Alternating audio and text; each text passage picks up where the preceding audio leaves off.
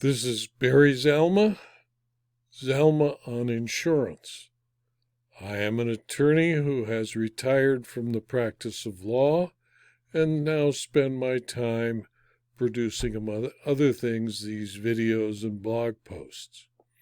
Today I'd like to speak about the 14th Amendment to the United States Constitution as it applies to insurance companies and litigation against people in the business of insurance. By law, insurance companies are understood to be persons who operate in the United States and are entitled to all the rights, benefits, and protections of the United States Constitution. The 14th Amendment provides, in clear and unambiguous language, quote, "No state shall make or enforce any law which shall abridge the privileges or immunities of citizens of the United States, nor shall any state deprive any person of life, liberty, or property without due process of law, nor deny to any person within its jurisdiction the equal protection of the laws. If the law allows an insured to sue for tort damages as a result of a breach of the covenant of good faith and fair dealing, equal protection should allow an insurer to sue the insured for tort damages as a result of the breach of the same covenant. Some litigants cannot, under our system of constitutional law, be more equal than others. Yet until a court agrees, insureds are and will continue to be more equal than the insurer. Although the courts may think so, the insured's breach of the covenant of good faith and fair dealing is also separately actionable as a contract claim, and that some forms of misconduct by an insured will void coverage under the insurance policy.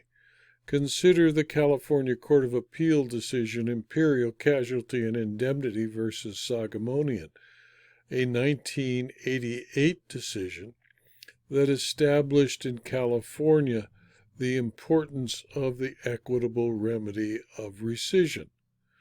The court in Agricultural Insurance v. Superior Court, a 1999 decision of the Court of Appeal, believed that contract remedies, quote, adequately serve to protect an insurer from the insured's misconduct, without creating the logical inconsistencies and troublesome complexities of a defense of comparative bad faith. In so doing, the California Court of Appeal ignored the logical inconsistency and troublesome complexities of the tort of bad faith. What is good for the insured should be good for the insurer, and upheld the insured's demur to the reverse bad faith tort theories, and the trial court sustained without leave to amend, even though obviously the insurer was not being treated equally as its insured. The Court of Appeal, explaining its decision, stated, quote, an insurer has no claim against its insured in tort for breach of the covenant of good faith and fair dealing. A breach of this covenant is, at base, a breach of contract. A relationship including specialized circumstances of reliance and dependence is necessary to transmute such a contractual breach into a tort. In Kransko v. American Empire, a California Supreme Court decision from 2000, the California Supreme Court agreed with Agricultural and held that, quote, an insured does not bear a risk of affirmative tort liability for failing to perform the panoply of indefinite but fiduciary-like obligations contained within the concept of insurance bad faith.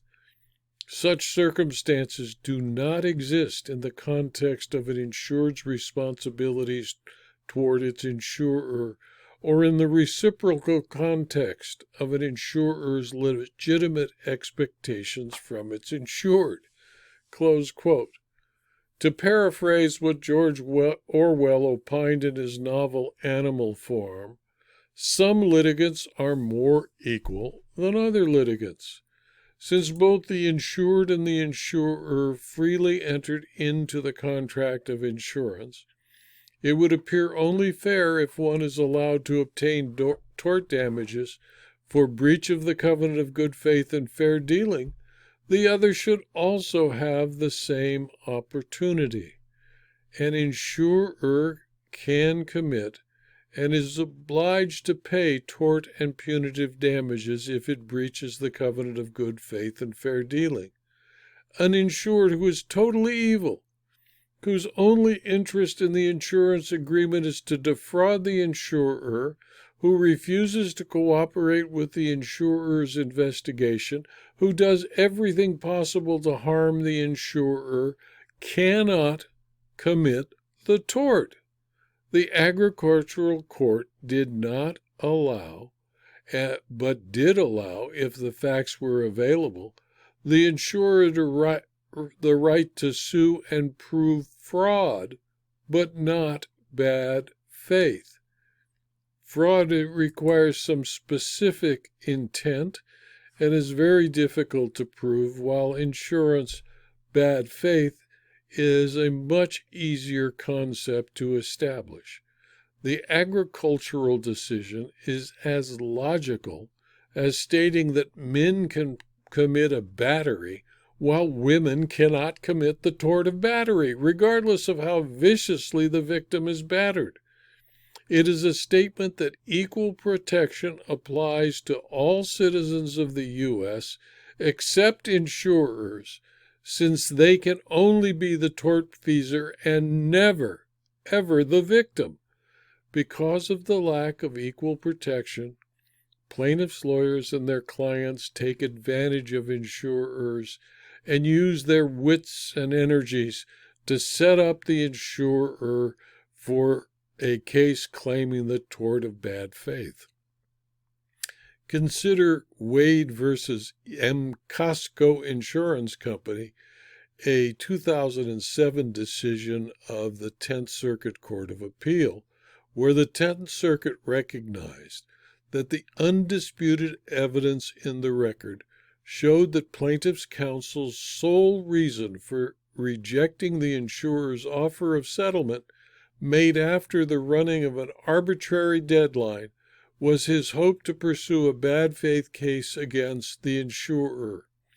As a result, the 10th Circuit refused to allow the plaintiff to pursue the bad faith case and noted that although the impetus for insurance bad faith claims derives from the idea that the insured must be treated fairly and his legitimate interests protected, it is designed as a shield for insureds, not as a sword.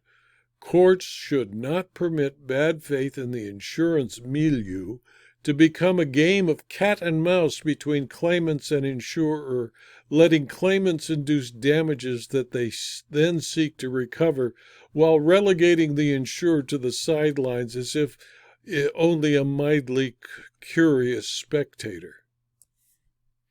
Logically, insureds who are wronged by their insurer should limit their recovery to contract damages, as it was until the law was changed by the California Supreme Court decades ago.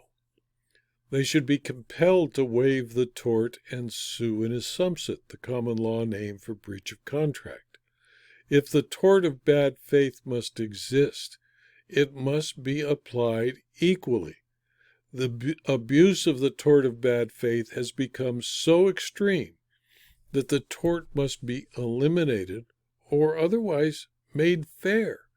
If there is a tort of bad faith, as the courts of most states now hold, the 14th Amendment to the U.S. Constitution requires equal protection.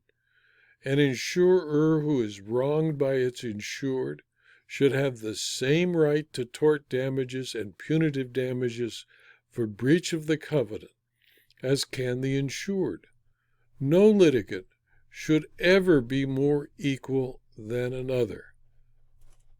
In my personal experience as the lawyer who dealt with Mr. Sagamonian, who eventually became the lead party in the case Imperial versus Sagamonian, I spent 15 years dealing with a person who we knew had caused a fire to occur at his dwelling, who knew that the claims presented were clearly false and fraudulent, and had to litigate with the gentleman for more than 5 years, who then had, after a summary judgment was granted allowing the insurers to rescind his policy, he appealed first to the Court of Appeal, who affirmed, and to the California Supreme Court, who refused to take the case.